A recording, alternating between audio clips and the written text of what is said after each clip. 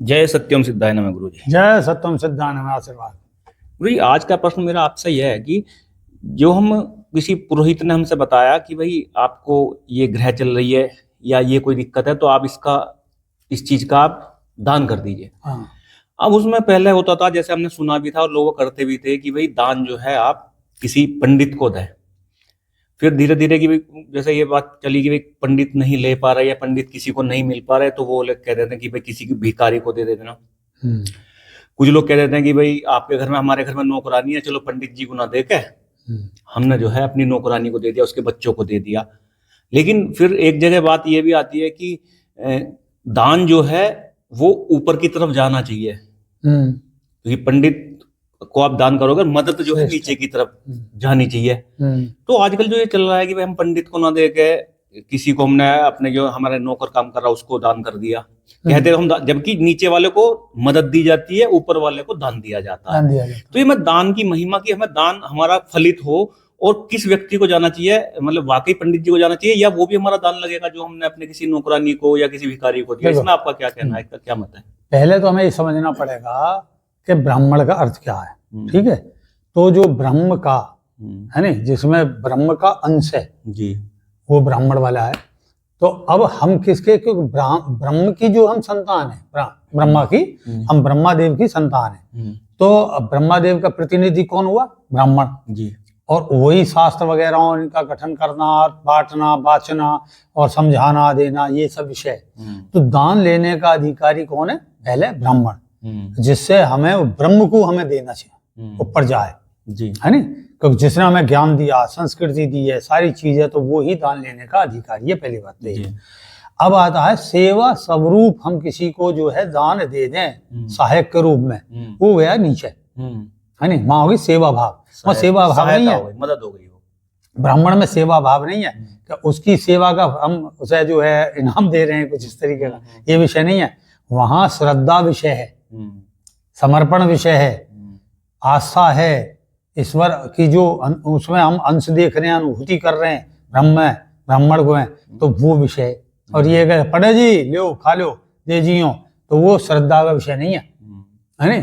तो ये विषय, क्योंकि वहां वो हम बुलाया है, आह्वान करा है, पंडित जी हम दान देना चाहते हैं, और उसकी स्वीकृति पर हम उसको दान श्रद्धा पूर्वक दे रहे हैं, ये विषय है पहला। अब आ गया सेवा स्वरूप, और हमें आवश्यकता के अनुरूप।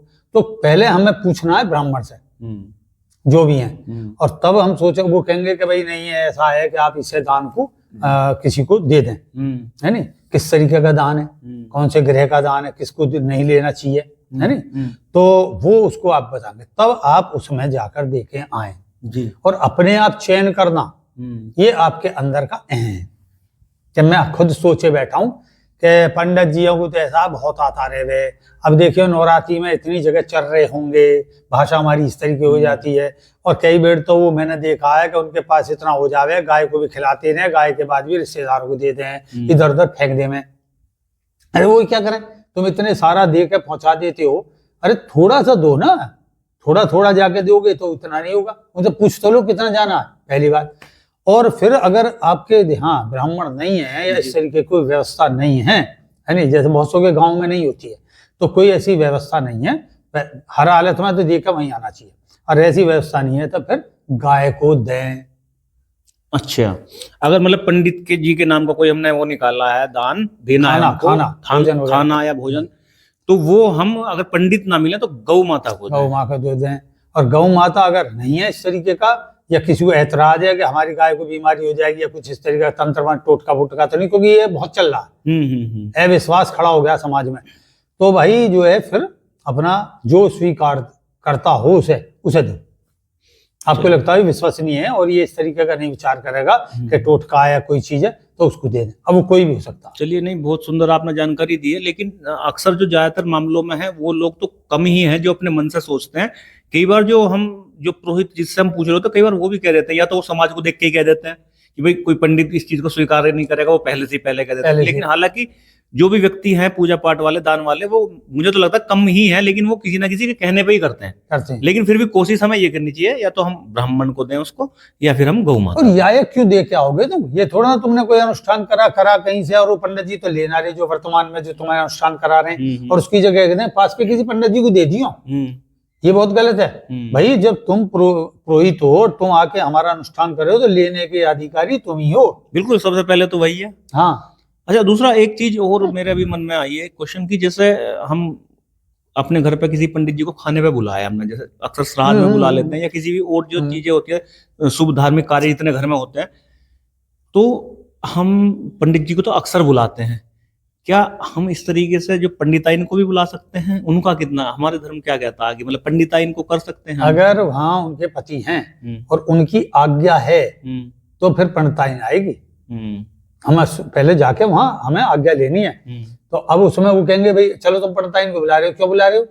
है नहीं, मैं हूँगा, मैं शास्त्र को जानता हूँ। तो जब हम ये कहेंगे, उसमें रुचि रख सकते हैं, हम कह सकते हैं कि नहीं जी, हमें आज कथा जो है ना पंडिताइन से अच्छा लगता है सुननी, या हम ऐसा सुनना चाहते हैं, या कुछ भी इस तरीके का, तो पहले आज्ञा ले लो ना, तो उन्हें ऐतराज होता ही नहीं है।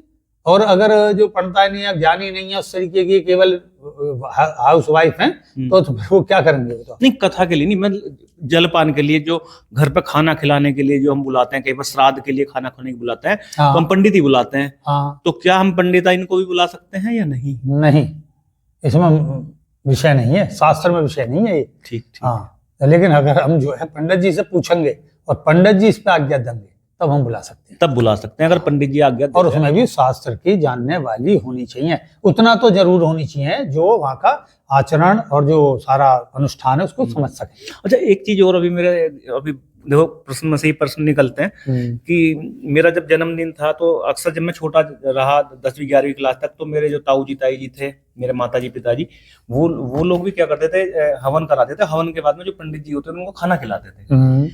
तो खाना मैं ही खिलाता था अपने हाथों से। तो वो क्या करते थे, पंडित जी जैसे खाना खा रहे हैं, वो खीर है उनके पास, या हलवा है, या लड्डू है, या रोटी है, सब्जी, जो भी होता था खाने में, तो वो कभी भी ये, जैसे उनको पानी तो वो ऐसा करते थे, और वो अगर उनको खीर चाहिए तो वो ऐसा करते थे, और अगर उनको रोटी चाहिए तो वो ऐसा करते थे। तो वो मैं आज तक मुझे समझ में नहीं आया, हाँ ऐसा करते थे वो, कभी बोलते नहीं थे खाना खाते समय। तो इसका क्या, इसका कोई रहस्य है, या मतलब क्या है? आप देखिए, ये तो अपना अपना विषय है।